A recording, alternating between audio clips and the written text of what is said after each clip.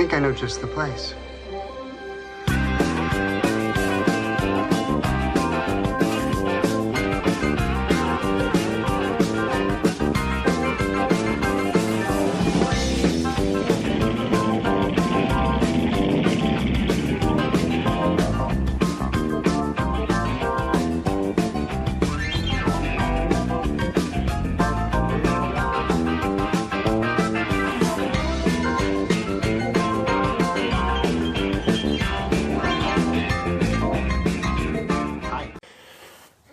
Boom.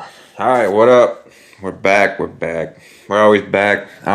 So today's topic, I want to dive into a quick one. A lot of people ask about my training. Rob and I in the past have gotten asked a lot about how we train going into shows. What is our training in the off season? How do we approach this whole thing? And with that said, most of us don't know who we are. We're two natural professional bodybuilders. We primarily focus on bodybuilding as opposed to strength training. Not to say that doesn't mean you're an athlete, because I want to sway that notion real quick before we go any forward. Natural bodybuilding, and strongman. And, I'll even go say as far as powerlifting. These people are athletes, all of them. That is without a doubt powerlifting. It's not even a question. All of these sports are athletes. So swoon that notion right out of your head, because it's just a bad outlook people have on this field. And like I said, I'm not going to stay too much on that, but I feel like the general ideology here is with the public that an NFL player or an NBA player can do anything a powerlifter or a bodybuilder can do just because they're in the NFL or the NBA. Absolutely not. They would not even come close to placing in a local meet in Syracuse, New York, in a powerlifting meet. And they would get destroyed on stage, and they would get whooped on a strongman field. So we are athletes. You see people like that, you got to realize how hard they train. So, ran over. Now, back into power building. So, a little long story short, Rob and I, we did pretty well in 2019. 2020 for everybody, not for everybody, but for a lot of people has been rocky. So, even myself, bodybuilding didn't go that good in terms of rewarding, but in terms of growth this year, it went a lot. And now to dive into this topic here. So with power building, before I even ever looked into like Louis Simmons or anything like that in terms of like powerlifting strictly for strength and even in terms of like functional strength for everyday carryover, I didn't really think of anything like that. I just knew that I wanted to have muscles, and I wanted to not only have muscles, but I wanted to be fairly strong. So in the back of my mind, when I'm coming into the gym, I sat there and I told myself, well, yes, we got to work out. We want to get big muscles. But at the end of the day, we also want to be strong. Now, I don't know how strong I am next to the next guy, and this is how I thought early on, but I do know that if I come in each week and I can perform, increasing weights, either for sets of, even down to 1 all the way up to 12, if the weight goes up, I'm getting stronger. And that was a big thing with me. So with power building, it kind of molds these two worlds into one. You have bodybuilding that primarily is strictly for hypertrophy training, and then you have powerlifting, which is primarily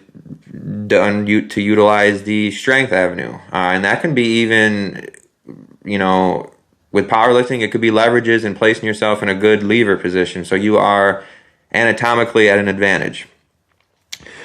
So with that said, when you fuse the two together, you get this great method, is what I'll call it, called power building. And there's many ways to slice power building down, but at the core principle of power building, you have to have, and this sounds obvious, but you have to have some sort of powerlifting in your training, and you have to have bodybuilding in your training. So what do I mean by that? For example, right, we come in and it's chest day. So I know immediately that on chest day as a bodybuilder, bench press is going to be an option. It doesn't have to be, but it is an option because it's chest day. And as a bodybuilder, we can train, chest by doing bench press. As a power lifter, you don't have a chest day, but you have a bench press day. So now I see on this specific day of chest, and you'll see how it goes along with legs, same thing, and even with shoulders. Now I see that there's a connection between these two worlds. Powerlifting treats bench press as its own day, and bodybuilders have bench press as an exercise that they can choose to promote hypertrophy for the chest. So with that said, what happened was, you could, as a bodybuilder, and we'll get into this later, but as a bodybuilder, you can sit there and say, okay, what am I going to do on chest day today? Well, I know I want to build dense, strong muscle, and a surefire way to do that is to go into one of the 3 biggest compound lifts you can possibly do, which is going to be squat, bench, and dead. Before we go any further, compound lifts are multi-joint lift movements, meaning 2 joints are moving to perform the movement. So if I barbell curl, and I'm not swinging, it's just 1 joint, your elbow. That's it. So that would be an isolation exercise. Whereas a compound movement is going to have multi-joint movements. So a barbell row would be a perfect example compared to a barbell curl, because the barbell row now involves the delt and the elbow. So now it's a multi-joint movement. So on these compound lifts, and the reason why I want to cater to the big 3 is because this is called power building. And with power building, it's just so much easier if you take the big 3 and use those as your powerlifting. And then for the building aspect, the bodybuilding, you could get away with doing accessories. So, going back to the chest press or chest day and bench press day, we come in as a bodybuilder to chest day and as a powerlifter into bench press day. So what I'm going to do now is when I come in on chest day, I'm going to treat the bench press like I'm a power lifter. And that's going to help build up very strong, dense, hard muscle. Because when you're going for primarily hypertrophy, you're going to start to rely on genetics more so than hard work to make sure you have that dense muscle. So in order to try and promote that dense muscle, one would want to power lift, because when you get into these modes of 1 to 6 reps, you're going to impose this adaptation on your body that these muscles need to be as strong as humanly possible. So it's kind of like density. Think about density for a second here. We're not talking about bodybuilding like the muscle got bigger. It is just packed full of these fibers. Slow twitch, fast twitch, however you want to train. In our case, it would be fast twitch. It's packed with them. So we're promoting this packing, if you will, to try and make this muscle as dense as we can. So going back to that, we're always going to go back to chest day on this, and it could be for squats or deads, and we're going to go into that in about 5 minutes here. So with the bench press now, how do we do this power building? Okay, and this doesn't matter about the order. Granted, if you wanted to really train for strength and you wanted to see what your peak strength was, you'd want to do the bench press first every time you came into chest day. But if you're going to mix it up and you're not going to do chest every day, the only thing I would say is you want to make sure chest is going to be in the same order each week. Because if you do 2 exercises week 1 and then do bench press versus you come in fresh or do it at the end the next week, it's going to change how strong you are on the bench press. But if it's always the second exercise you do each week, chances are you're going to be pretty close. And you can compare those from week to week. So this is how you can begin to develop progress, which is why I'm a big advocate of writing stuff down. So You did a 5x5 on the bench press, and that's your powerlifting movement right there. Now, as a bodybuilder, you sit there and your accessories are going to be more bodybuilding instead of powerlifting. So you got your hard, dense, earned muscle out of the way. Now, that's not to say that that's all you need to do, because what I would do, and these are tips that I found to work with me through going through this, is the next exercise following that compound heavy lift for powerlifting, it's still more of a hybrid leaning towards powerlifting. So I might do my next exercise might be within 6 to 10 reps, for example. And then after that, those accessory lifts after that, they're going to be in like the 10 to 12 rep range. And it's generally 8 to 12, because then we can get into Louis Simmons' conjugate method, where you're trying to beat yourself every week with the rep total. And that is an entirely different subject that I can't get into right now because it'll be too long. but we will get into that. It is the conjugate method. It's an incredibly effective method, and it works incredibly well. But again, it takes too much time to talk about, so we're going to stick on topic here. When do you impose this? Well, let's first start off. When do you impose this as a bodybuilder? So, because this podcast and this channel is health and fitness, but I really want to get natural bodybuilding and bodybuilding mainstream. This is something I care about a lot, and I think it's a fascinating sport. It's an incredibly difficult sport, and people need to realize that. So, catering into when would somebody impose this power building program as a bodybuilder? Well, I can tell you right now, you don't generally want to let off of this at all. This is just a great way to train. How I've pretty much approached it, Rob's a little bit different, but primarily the same. I get right into so coming out of a competition season, which I just did. Last competition was Mr. America. And coming out of that competition season, I know I can just reap benefits because my body is starving to be saturated with glycogen again. So coming out of that competition season, I will primarily get into a really heavy powerlifting program, which is going to be a little bit more catered to powerlifting than bodybuilding, but it's still got the bodybuilding aspect to it, but it's just not as heavy.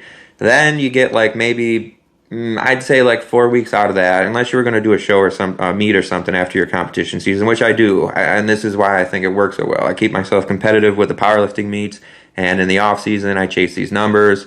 My numbers go up. I'm growing. I'm getting stronger. I'm making sure I'm bodybuilding all at the same time. So it all works in unison. But after that, first 4 to 6 weeks of just getting right back into it and letting the joints, soak up, and don't be stupid. This isn't going 1 rep max status. You're powerlifting. You're going to do sets of 3, 5. So there's going to be absolutely in the first 4 weeks, you are not trying to max out anything, because if you do, you're asking for injury. Your body's just coming off of this, and it needs to rebound well. So you want to take it slow, but you want to take it. How would I say this? Lethally fast. So you're moving with an intent, but you're very calculated with that. So when it comes to bodybuilding, generally I start, a few weeks after the competition season ends, and I run it all the way until I'm I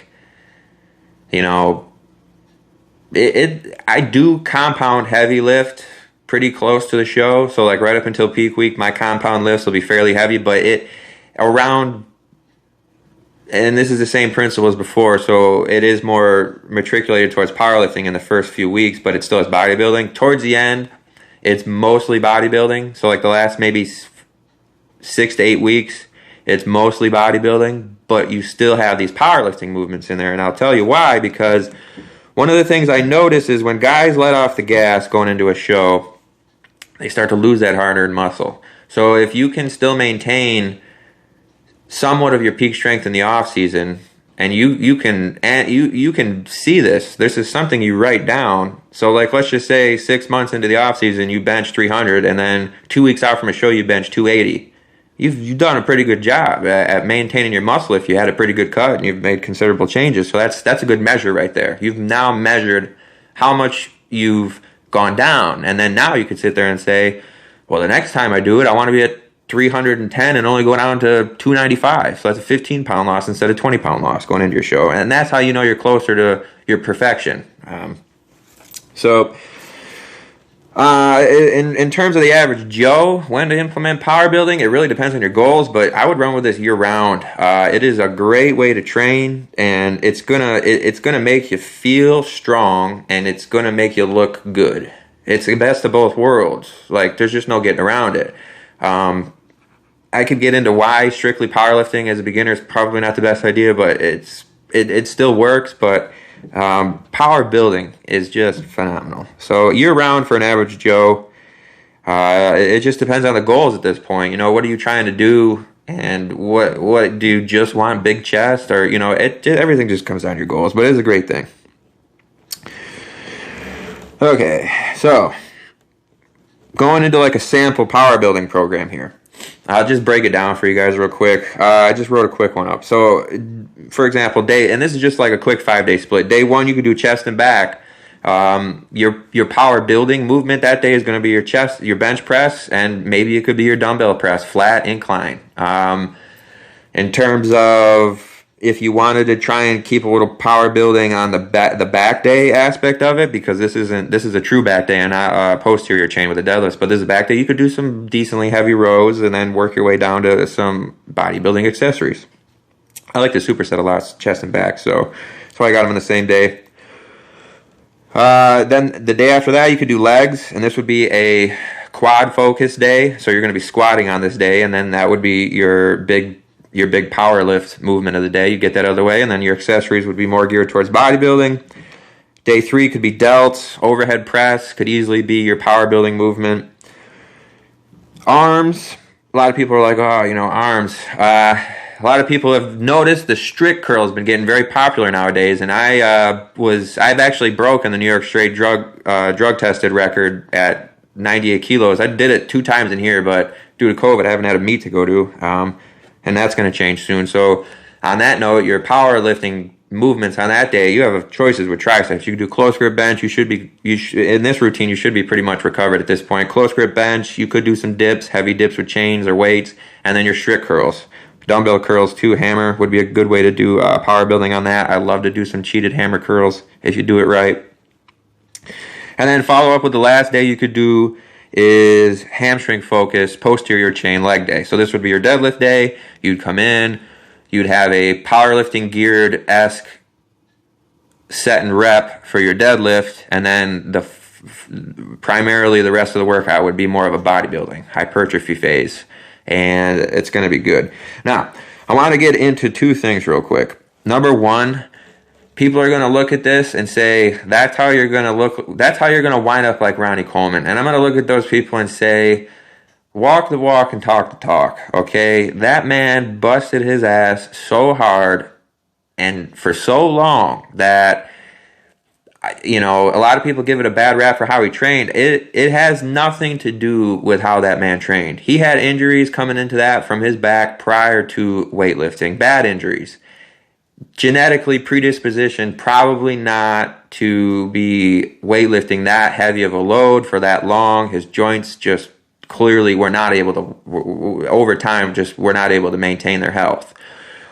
Power building is an incredibly healthy thing to do, especially if you know what you're doing in the gym, you practice good form, you know when to look for cues on when form is breaking down in a negative way. For example, on a barbell row, I just got done talking about this to somebody else. A little bit of trunk movement and leg movement is not that bad, but if your legs have valgus movement and the knees are going in, or varus, and they're going in and out as you're trying to row the weight, and your spine is having lumbar or thoracic flexion to try and get this weight up, then yes, the barbell row cheating reps have now become too risky. So that, looking for cues like that, you'll know when you're doing something wrong. You can feel it. When you've done something right so long, you can feel when form is breaking down in an inadvertent way that could lead to injury. So in Ronnie Coleman's case, I train just as hard as Ronnie Coleman. Ain't nobody there's thousands of guys maybe that'll watch this video. You guys all train as hard as you can. Just because you don't lift the weights that man does or look like that man does doesn't mean the perceived effort on your joints is not the same. So therefore, when there's hundreds of thousands of people lifting as hard as they can all over the world right now as I speak. And these people are not dropping like flies having 7 back surgeries. Okay, if this was the case, we would see a high rate of back surgeries with bodybuilders. And we don't see this, especially not in natural bodybuilding, because we can't get to these mind-blowing weights that these other guys can. So this is going into my last topic here. Power building, the reason why it is so healthy. It is so healthy because you have injury prevention because you have stronger, more massive muscles, okay? Now, yes, your joints and tendons do not grow like muscles do. So are they going to get the same benefit from weightlifting as your actual muscle bellies are? Absolutely not. But what's going to happen is when you power build, maybe 20% of your training to 33% of your training is powerlifting. Meaning you don't spend a lot of time on these heavy loads that are going to cause the most stress on your joints. But you are spending a large majority of time in the bodybuilding phase, which is incredibly healthy to do. It is very good. It promotes muscle growth, tissue growth, cell growth, and it causes bones to get denser. Weightlifting in general does. But the reason why when you do these two in conjunction it becomes so healthy is because you now have not only these muscles that have been built up, but you have these really strong muscles that have been built up. So you now have promoted this health and wellness of tissue growth, and your body is got good blood flow, and everything is healing quickly, and it's all moving and lubricating. The synovial fluid and the synovial joint cap spaces are all going good. But not only that, but because you chose to power build, you have these really strong muscles, because some other guy who didn't power build could have muscles that are actually bigger than yours and not be as strong. So now when it comes to functional carryover and it comes to being in the gym with submaximal weights, the chances of you getting injured are far reduced because your muscles have just been in both senses of the two avenues here. Powerlifting, strength, and bodybuilding growth. For health, healing, blood flow, and strength, it's all in unison in one. So, for somebody to say you're going to end up hurting yourself by power building, you got to try it, and you're going to see how healthy it is. So, went a little longer than I wanted to, but yeah, on that note, we're going to be back. You're going to see a lot more videos. We got good ones coming up. Aiden will be back. Rob comes back next month, and on that note, you're going to see a lot more training. Check out, Warzone Fitness on YouTube. I want you guys to check us out on Instagram. I want you to check us out on Facebook. We're all over the place right now, and we're just blooming. If you, get any sort of inspiration from us, or, you have any sort of feedback, constructive criticism that we could do. We love to see this stuff, so just give us a shout on any of the social media platforms. We're always available. We're always here to help. We're always here to talk. If you have any questions, there's numerous guys that work with me. They all have, magical abilities. These guys that I know that have come in my life, I feel very blessed to have. So on that note, this is a longer one, but Warzone out. And on that note, we'll see you next time.